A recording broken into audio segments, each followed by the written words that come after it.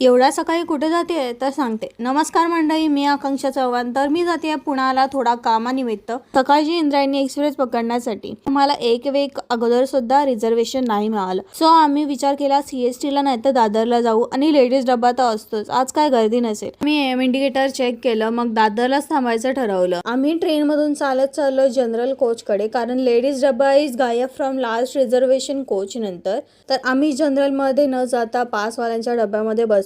त्या लोकांनी आम्हाला तर उठवलं नाही. आम्ही गपचूप झोपून पोहोचलो छत्रपती शिवाजी महाराज नगरमध्ये.